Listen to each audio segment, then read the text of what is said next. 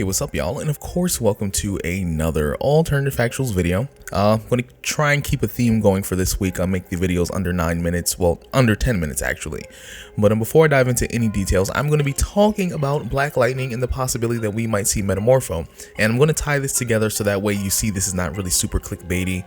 There is some sort of precedent for this when it comes to Metamorpho and his introduction into, Black Lightning's comics, The Outsiders, and the whole Helga Jace situation. But before I dive into those juicy, delicious details, please be sure to like, share, and of course subscribe. Leave your comments down below. Let me know what you think. And without further ado, let's get started. All right, so now I already did a couple videos about the Markovian metahuman war in general for the most part, and I'm going to say that there's a lot of people that might be introduced this season alone simply due to the nature of how things operate. Now remember, we was introduced to Dr. Helga Jace, who was a brilliant computational chemist, and she was very much an expert in the the whole synthesis of proteins when it came to creating metahumans and developing these teenagers when it came to the green light babies. Now of course she had her relatively superior person, which was Lynn Stewart, who is Black Lightning's ex-wife technically, but his main squeeze. Now the reason why I feel like her working with the Markovians, or her being a part of that whole Markovian situation, is for one basic reason. Now if you know in the comics, Helga Jace was actually, she's very much involved in the comics. Dr. Jace was a royal scientist for Markovia actually in the comics, and she was very much introduced in the Batman and the Outsiders #1 in August of 1983. And the appearance of her death was in Outsiders #27 in January of 1988. So once again, her appearances were not extended for extreme periods of time, which give her a lot of leeway to be used for the TV show. However, she was very much a scientist for the king of Markovia, who was actually at the time, it wasn't Brion at the time. I believe it was Baron Bedlam, but who's to say? Anyways, she was one of those people who was working for the science division when it came to Markovia, for the most part. And then what makes this interesting is that her powers, or her manipulation of superpowers, are very similar of how Lynn was in the comic book. Not necessarily in comic books, but in the TV show, and comparatively to the comic books. But I think they basically split her abilities in half for the TV show, which is perfectly fine. But basically Jace was one of the people who helped rescue Metamorpho, helped work on Metamorpho, and help cure his condition. Now the fact of the matter is, she couldn't help him immediately, but she decided to still work with him and cure him, because at the time he was going by the name of Elemental Man. And of course, during this whole run between 1983 and 1988, she actually put a device in his mind to control him. Basically, she was pretty much evil. The way that she's depicted in the TV show, the way she's depicted in the series, she's pretty much that person. That's who she is, and yeah, that's pretty much how that's gonna go. Now when it comes to Rex Mason, when it comes to Elemental Man or Metamorpho, basically he was someone who was working for Markovia to kind of excavate ancient Egyptian gems and ruins and just different things that you find in ancient Egypt when you're kind of excavating. And of course he was like a kind of a soldier for hire at the time.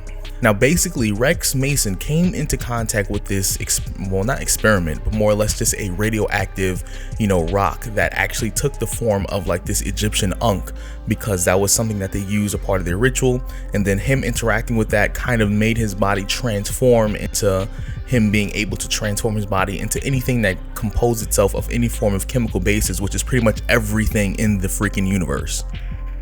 Now the reason I feel like Rex Stewart is a very much possibility, or some version of Metamorpho, is because his powers are very interesting when it comes to Metamorpho and what he's capable of, especially when they depicted him in the Justice League and Justice League Unlimited, because he is extremely powerful, and based on what he can do, he can pretty much go toe to toe with anyone. Now his powers are very unique in his physiology. Metamorpho's physical body appears to be segmented, with each limb appearing to be made of like an entirely different elemental substance. His leg is one thing, his other leg is another, then his body's split into half, and his torso and his arms and his head is something else. It can be between a liquid or gas, but his body's able to do this like elasticity kind of move, so he can stretch, bounce, elongate. He can control him his reshaping of his body. He has elemental transmutation, which is the most important power that he has, because he can transmute his body to any wide array of liquid, gas, metallic, element, compounds in the form of its will, basically. So he can literally make kryptonite the way that he did in Justice League, the original series that came out, I believe that was 2003, possibly around there, 2004, give or take a couple years. But over the time, his limitations seem to have like completely disappeared. Like, he could make almost anything he can think of. If he knew the makeup of it, he can make it. He can do molecular reconstruction. Basically, he was able to kind of manipulate a lot of his molecules in his bodies, and like I said, once again, create different various forms of elements. And then some even speculate that he could even invent elements.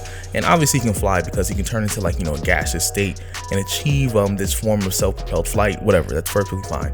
Metamorphosis, obviously he can morph his body into shapes and portions and change it, enhance his durability. Because of the nature of his powers, he can turn himself into something that's completely indestructible, like diamond or something like that on a molecular level, or anything that's like in a, I guess, carbon or anything like that, in biofission. Now he's able to kind of develop this and duplicate this in his body, but I think eventually that got retconned and he stopped being able to do that.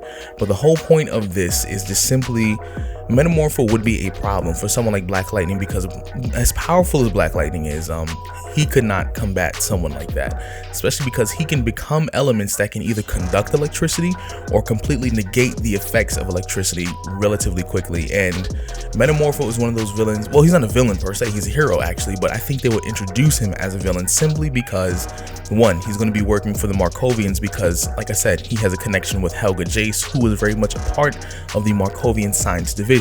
Two, in the TV show, they've already established that, yes, she was working for the Markovians and she just happened to get arrested, and then the ASA was using her knowledge to kind of continue her work, because Helga Jace didn't have any loyalty to anybody. She was only loyal to herself. She wanted to use these resources from various governments in order to recreate the experiments that she wanted to make these superpowered beings. And so in reality, she'll do it for just about anybody. She can continue doing what she wants to do.